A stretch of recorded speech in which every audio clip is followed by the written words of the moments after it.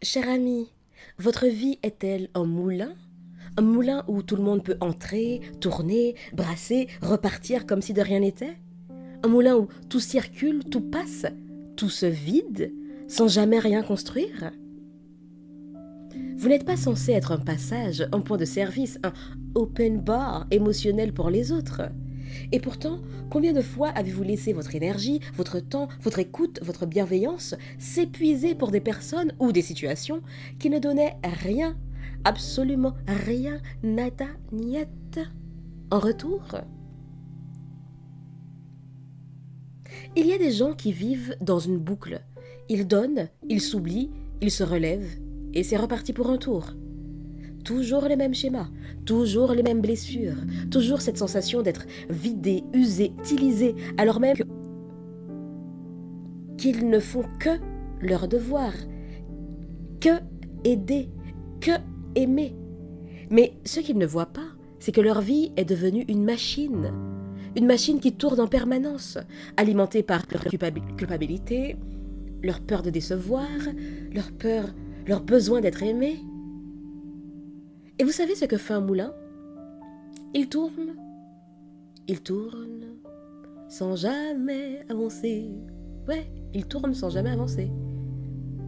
Beaucoup d'entre vous vivent de cette façon.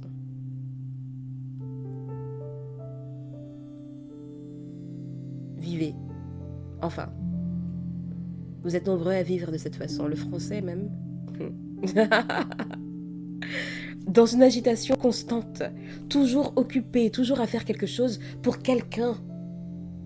Mais quand on gratte un peu, quand on regarde de plus près, on réalise que ce mouvement, ce bruit, cette activité permanente cache souvent un vide intérieur. Celui qu'on essaie de combler en donnant trop, en contrôlant trop, en s'oubliant totalement. Mais, cher ami, vous avez le droit d'arrêter de tourner. Oui, vous avez le droit de dire non. Vous avez le droit d'être fatigué. Vous avez le droit de ne pas être disponible. Vous avez le droit de ne pas répondre à cet appel ou à cet énième WhatsApp ou message et mail. Ça peut attendre, non? Et vous avez surtout le droit de choisir à qui et à quoi vous donnez votre énergie. Ah, mais sinon, vous n'allez pas vous en sortir, hein? Vous avez vu toutes les sollicitations qu'on a aujourd'hui? Ce n'est pas de l'égoïsme, c'est de l'écologie émotionnelle. Quand vous laissez tout le monde entrer dans votre vie sans discernement, vous créez du désordre. Et c'est inévitable. Des gens qui viennent se plaindre, d'autres qui viennent profiter, certains qui viennent contrôler, et vous, au milieu, vous essayez de maintenir la paix, de tout réparer, de faire plaisir à tout le monde. Mais ce n'est pas de la paix, ça. C'est du chaos sous anesthésie. Alors, posez-vous cette question. Qui a accès à votre énergie aujourd'hui? Et qui ne devrait plus y avoir accès? À qui vous donnez accès à votre vie, là? Qui pourtant, vous savez, n'ont pas leur place, n'ont plus leur place. Parce que ce n'est pas tout le monde qui mérite une place dans votre vie, hein. Ah si, je me permets de le dire, hein. Je ne vous connais pas personnellement, mais je suis sûre. Enfin, c'est une évidence, enfin. Il y a des gens qui ne viennent que quand ça les arrange. Des gens qui ne vous appellent que quand ils ont besoin de quelque chose. Des gens qui vous disent tu as changé, hein, dès que vous commencez à poser des limites, à prendre ce vous. Mais ce qu'ils appellent changer, c'est en réalité reprendre votre pouvoir.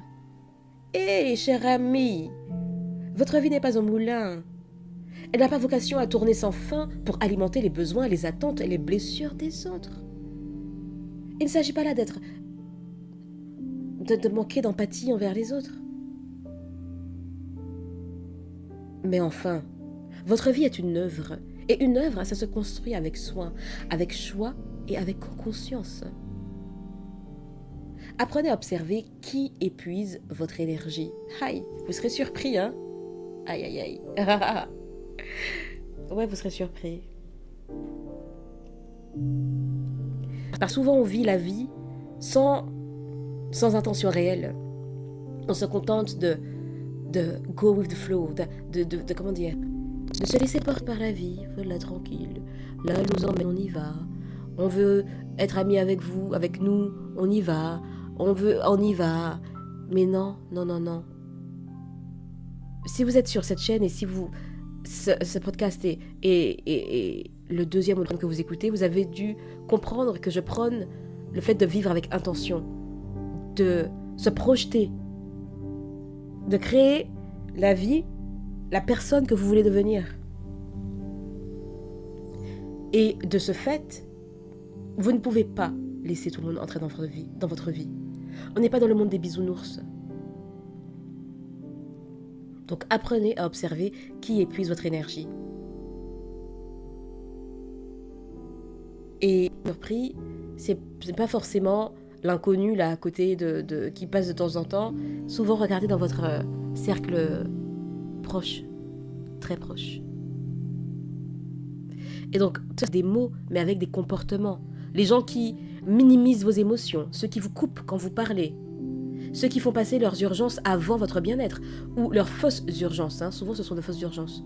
Ceux qui vous culpabilisent quand vous prenez du recul. Ce sont des voleurs d'énergie, oui. Ce ne sont pas forcément des personnes méchantes, mais des personnes qui n'ont pas conscience de leur impact. Bon, parfois, parce que souvent, elles ont conscience. Et votre rôle, à vous, ce n'est pas de les éduquer, c'est de protéger votre espace intérieur. Vous savez ce qu'on oublie souvent ? C'est que la fatigue émotionnelle est un signal. Quand vous rentrez chez vous, que vous n'avez plus envie de parler, plus d'énergie pour vous, plus envie tout court, quoi. C'est votre corps qui dit « ça suffit ». Mais comme on n'écoute pas, on ne s'écoute pas, on ne l'écoute pas, on continue à tourner, encore et encore, jusqu'à la panne. Voici un petit exercice, assez simple, je le reconnais, mais quand même assez puissant. Prenez une feuille, tracez 2 colonnes, et dans la première, écrivez « ce qui me nourrit », et dans la deuxième, la seconde, « ce qui m'épuise ».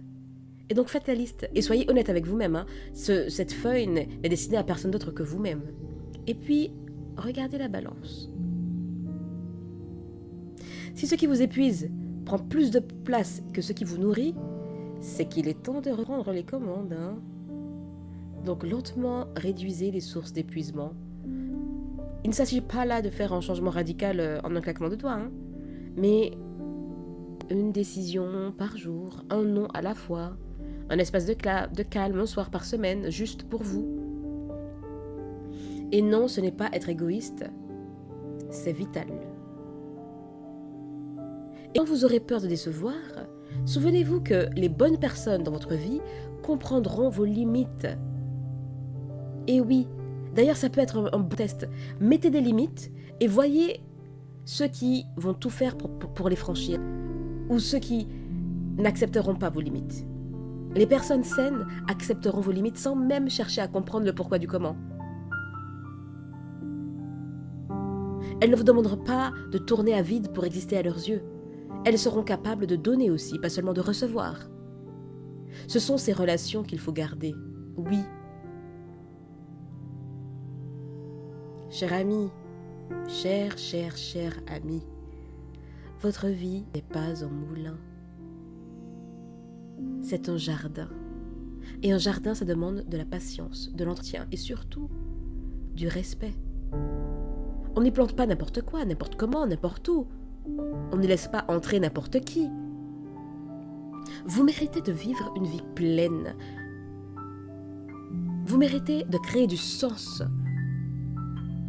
Et vous méritez d'être en paix avec ce que vous donnez. Parce que vous savez que ça vient d'un endroit juste. Alors aujourd'hui, cher ami, fermez les portes du moulin et commencez à cultiver votre jardin. Aïe, non vraiment puissant. j'arrête de commenter. J'arrête de commenter ce que je dis, ça va pas le faire. En tout cas, je vous dis à bientôt. Et d'ici là, imposez-vous.